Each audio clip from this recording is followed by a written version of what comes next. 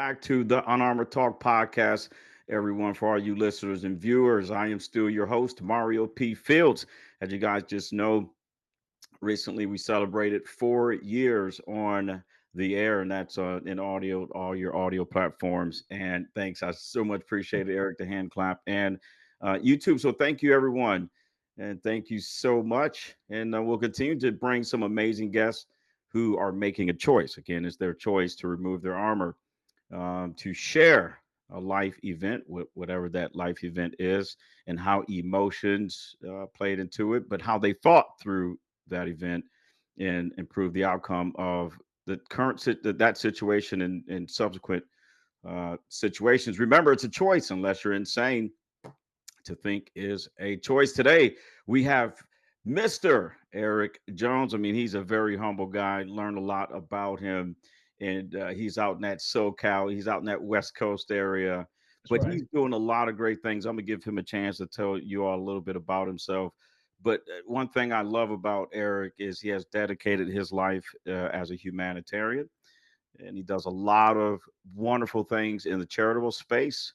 And with that, Eric, welcome to the show. Thank you so much, brother. I appreciate you so much. And again, welcome. I'm so glad you got the grandbaby, man. That's a blessing. It's a blessing. Trust me. She is, again, we talked before the show, but little Layla she is just so amazing. And yeah, the entire budget has been reallocated to Layla. My daughter's like, so where do I fit in the priorities of love? I said, my love for you is different. She goes, okay, Dad, I'm at the bottom. Hmm. Hmm. Hey, it changes. It's supposed to. Yeah, man, I'm telling you. But can you do us a little favor, Eric, and bless us with letting the listeners and viewers know a little bit about Eric Jones? Okay. Eric Jones is a simple man. Grew up in South Central Los Angeles. I was like in the 10th grade when the crack era hit. I'm right there in the center of it, Mm, but the thing that kept me from it was I was a musician. I'll end up going to Locke High School. Anybody from Southern California knows what Locke High School is about. It's about music. So I went there, and I always felt like I wanted more, but I didn't know what that meant. And so after a while of bouncing around, I went to LA Harbor College, and then I matriculated to USC. And then actually right now I'm at Morehouse College. wow. So when it's all said and done, I'm a simple guy that's hungry for knowledge. That's it. That's me. Well, Eric, that's courageous because if people don't realize, growing up in South Central or anywhere in some of your cities, when the crack cocaine sales distribution, all that good stuff started becoming a huge thing. You had a Mhm. choice, man. Like Yeah. you could have gotten the gangs and stayed in the gangs and sold crack for years, and Oh you know yeah. what happens with that. And look at Mhm. you. You went to college, USC Trojans, and what you say, Morehouse now? Morehouse College, man. But It, I'll tell you this: when you say I had a chance, brother, you don't have a clue. right. You don't have a clue. My cousins were gangsters Mm. and drug dealers. And I'm gonna be honest with you, man. I Yeah. used to sit back sometime. I'm at school. I'm at USC, and I'm struggling. I'm struggling with money, Right. and I'm doing all this stuff. And I have a cousin that'll come pick me up in a brand new 5.0 on Dayton's. You may not know what that is, but Oh yeah, I do. okay, okay. Yeah, yeah, yeah, yeah. Hey, I'm not that young. Okay, okay. Hey. I'll take your word for it. But I'm sitting here. I'm sitting in this car riding home, and these guys got all this money, and I just had enough to buy me a burrito today. you know and I thought about it many times because it wouldn't have been nothing to get in it, man. But Mhm. it just wasn't for me, man. Wow. It just wasn't. And I'll be honest, I wanted the money, but I guess I didn't want it that bad. Yeah. You before we get into the topic, you brought back some memory. I always wanted some dates, man. I wanted some 5.0. I could afford no 5.0 with some 16, 17 inch Dayton's. You know what I mean? Yeah. he let me drive it one time, and I'm driving down Manchester, Yeah. and it's convertible. And so I feel like I'm outside. I really feel like I'm outside. And as I'm driving, I'm flossing a little bit, feeling Yeah. pretty flossy. And then I got nervous. I'm like, wait a minute. I'm in a convertible on Dayton's. And people shooting people. Man, they was killing Right. people for Dayton's for a Shoes. while. I mean, Yeah. like, They was man. And I guess that sobered me up because that was the yeah. only time I drove that car. I didn't have any incidents or nothing, but that was the only time I drove that car. Right. And for the younger listeners and viewers, I mean, it's back in the day when you get shot for stepping on someone's shoes. Sure would, man. And Stacy Dayton's Evans back then, yeah. yeah, Yeah. You step on someone's shoes or Dayton's or rims, right. yeah, you get shot just by back in the '80s. Stepping on some shoes and some Dayton's, you get Yeah, robbed yeah, easy. easy. Well, man, you brought back some memory. People because I'll be 50 in a few months, and people be like, "Well, 50. you look Oh, young as you a hell." youngster. I'm 59. Oh shoot, hey, you look, hey, there's hope for me, man. But and I'm glad we're able to have fun, everyone, because Yeah, the topic is actually it's a very emotional yeah. topic, and I'm thankful Eric come on the show. But here it is. You grew up in South Central. You made Mhm, some decisions. Had some very influential family members, but yeah, you mhm, chose not to go that route and got into music. And then you have a son. I want to say we'll focus on your son mhm. and all he's doing great, and then something happens. Can you get a little background about our wonderful son? Well, my son was Lance Jones, and he was an athlete. He wasn't. I'll put it like this: you could not work him. You could not work him. He wasn't the most athletic athlete, but he worked so hard. You would think like this kid just got all this natural ability. It wasn't natural. You could not outwork him. We would He was a basketball player at Rancho Verde High School here in Moreno Valley, California. And we put him on an AAU team, and he seen that a lot of the kids were better. So he would come home, he would say, "Hey daddy, can we work out?" And I work him out. I'm out there with him in the yard. I took a spray can, and I in our driveway, I put like where the block was, where the free throw was, all that in my yard. And he would wake me up, "Hey daddy, can we work out?" And I mean, after a while, man, he just was that dude. Wow. I mean, he was like 6'1", but he was like iron, man. I created a workout routine for him. He played a game in Fullerton, and I mean, this kid was giving it to him. And we ride in the car home, and it's silence. And then he says, "Daddy, I wasn't strong enough." Hmm. And I said, "No, you wasn't." I said, "But we can fix that." And what position was Lance playing? Lance was 6'1", playing power forward, Oh, sometimes center. wow. Wow.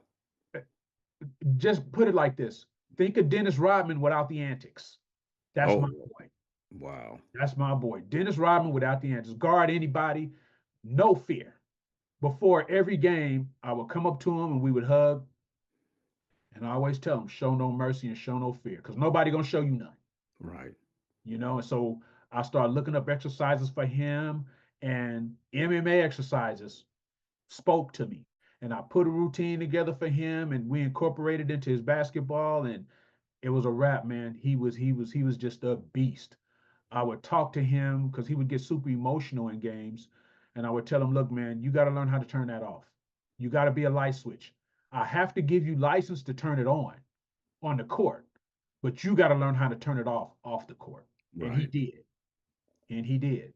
And so, having said that, his senior year, he got picked up by La Sierra University out here, and then he had aspirations of being pro, but we talked about it, and I told him, "You're probably not going to go pro because of your height and how you play. Different era is how you play." And Hmm. so um, he got into law school.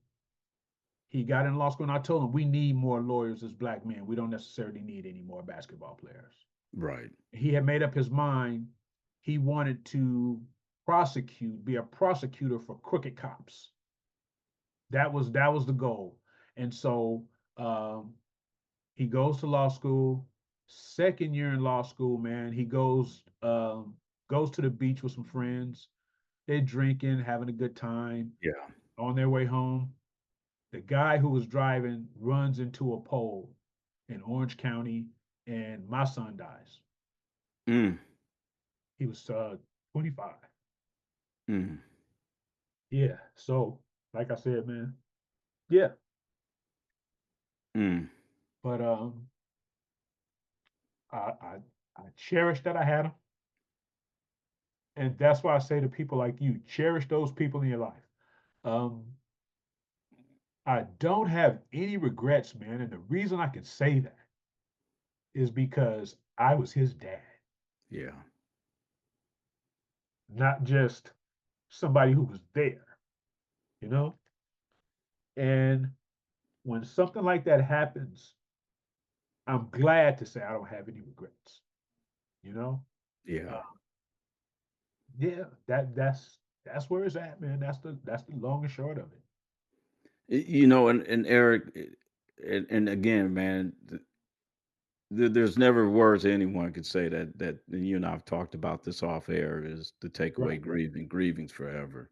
right. It, and I love how you when he would say, "Dad, let's work out." Mhm. You didn't have to. I know some days you're probably tired. Oh man, look, he would work out every day if I let him. But I told him I was reading a book by Miyamoto Musashi, The Book of Five Rings, and there was a story in there where this guy came up to him and said, "Master, uh, how long would it take for me to be a master?" And he said 5 years. And then he said, "Well, what if I practice double the amount of time?" And he said, "Then it'll take you 10." And so I thought about that, and it's like when you're working out, you're not building yourself up, you're tearing yourself down. It's the rest period where your body is repairing itself and all that. So the routine was Monday, Wednesday, and Friday during off season. But it get 110 degrees out here. And man, we was out there at 9 o'clock in the morning. I'm a real estate broker, so I could make my own hours.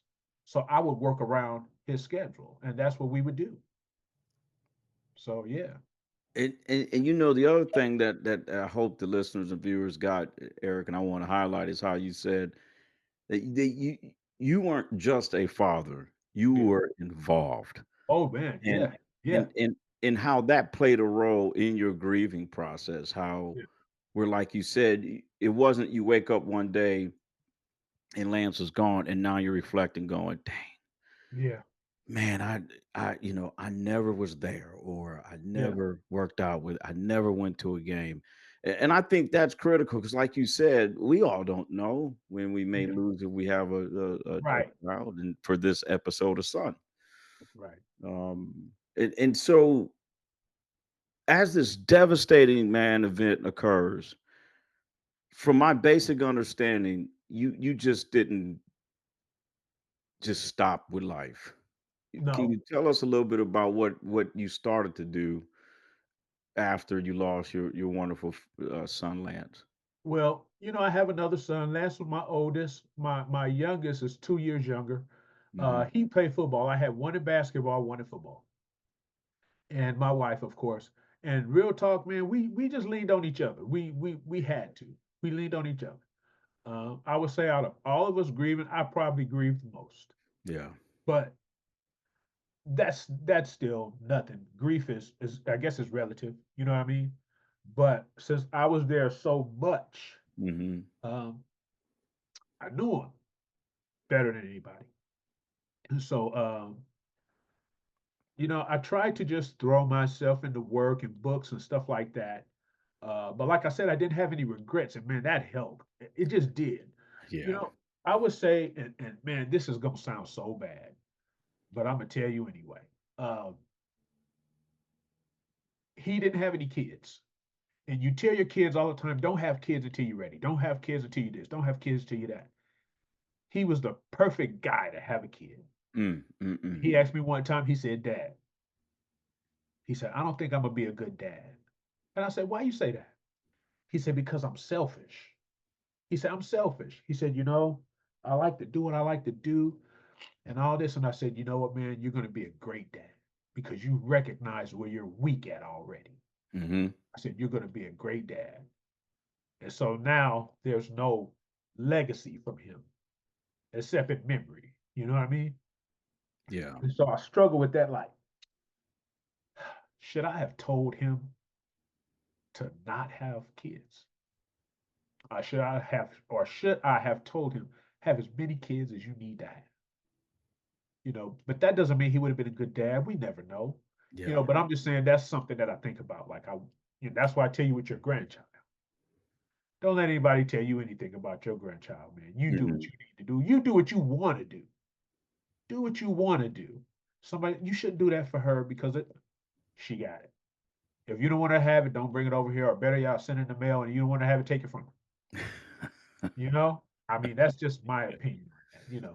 Yeah. But yeah, Yeah. And you know, and no, I don't like, I feel the same way about my own son. Like, son, you ain't ready. But like you said, yes, what is ready? I mean, right. what does that even look like? But look at what the beauty about Eric, what I've seen from you is you are making decisions to keep Lance's legacy going. I mean, this episode to keep Lance's Yeah, legacy going, unless they ever delete YouTube. right. Um, and I applaud you for that. And then you're doing a lot of charitable work Yeah, as well. And again, everyone, these are all choices. I mean, yeah, Eric could have just went into deep depression and literally let the deep depression control him, yeah. and not be there for his wife, his young, his baby boy. But Hmm. you did not. And can you tell us Yeah. a little bit about the major impact that you have been making, for folks, in Southern Cal? Well, we're still in the beginning stages of this, but I have a friend. He was actually my boss.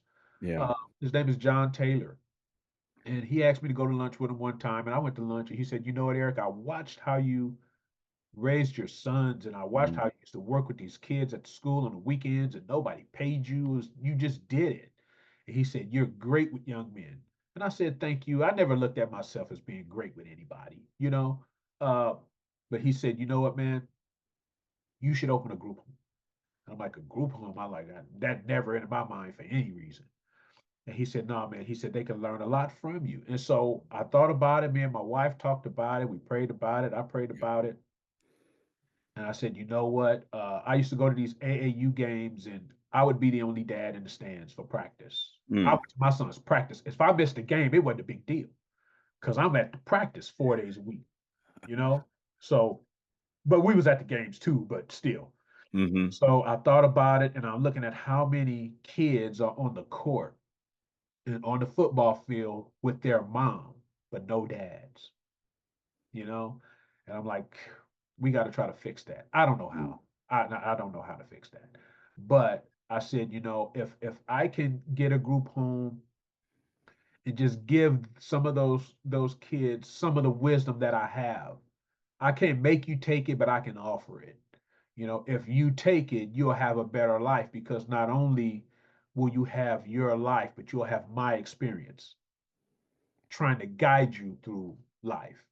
And so I said, okay. So in 2023, uh, I started the process, man, and man, they do a background check on you.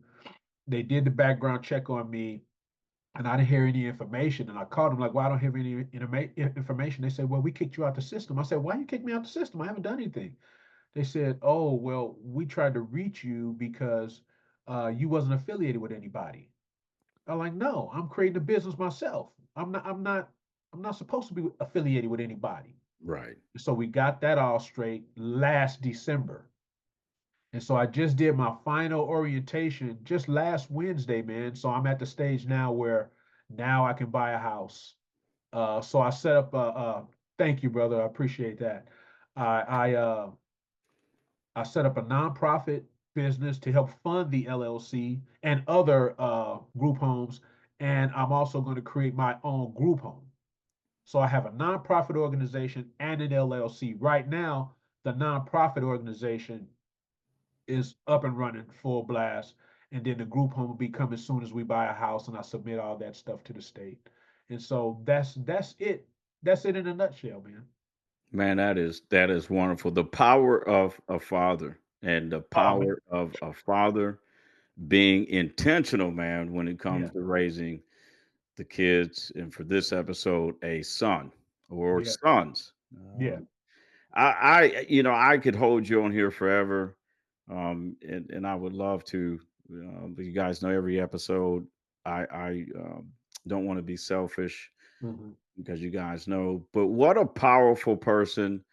What a powerful testimony. And I will tell you, from my point of view, Eric, is what you have done growing up in that cocaine crack era, growing Yeah. up dating, you can get killed for some I dating. didn't have any, but I was sitting on them one day. You're sitting on them, and just making a choice to get into music and stay in the life learning as you still are, and to really be intentional with your son. I believe this episode is powerful, and I hope a lot of men out there listen to this episode, Hmm. self-reflect, like you said. Lance Yeah, had the ability to self-reflect. That is yeah, a powerful yeah, human skill, yep, one that's overlooked, and one that if you don't have it could be very destructive to your improvement as a person, yeah. and just your ability, to just continue to be a leader, not only in your household but in your community. Mhm. Looking back, if you had to give yourself any advice, um, when your child or children were born, if you were standing there looking at yourself and you had to give yourself any advice, what would it be? Talk to your grandparents more, Mm, especially if you have a granddad that's alive. Talk to your granddad, man. I'm not going to necessarily your dad, but your granddad. Talk to your granddad. Man, yeah, mm, wow. talk to your granddad. If you're a guy, if you're a guy, talk to your granddad because he will give you a point of view um, that you will never get from anywhere else. And when he passes, it is gone. It is It's gone. gone. Thank you, Eric, so much. You guys hear that? The power of wisdom and experience. You can't go to any university Oh no, right. Yeah, that's not in there. and get a master's in wisdom and common sense. Yeah. Oh yeah. Yeah. Hey, my friend, it's been a pleasure. Thank you so much. Lance will forever be in my prayers, and this episode will Thank forever honor Lance Jones. thank Eric, thank you for coming on the show. Love you, brother. thank you, brother. Love you too, man. And man, God bless. congratulations on the grandbaby. You can't spoil her enough. No such thing. And No such thing. No such look, thing as spoiling your grandchild, brother. look, sir. Yes, sir. There you go. There you go. Well, everybody, you guys know the deal. We'll see you in a few weeks with another amazing episode. But until then, I will continue to pray that God blesses you, the listeners or viewers, your family members, your friends, and every living being around you. Take care.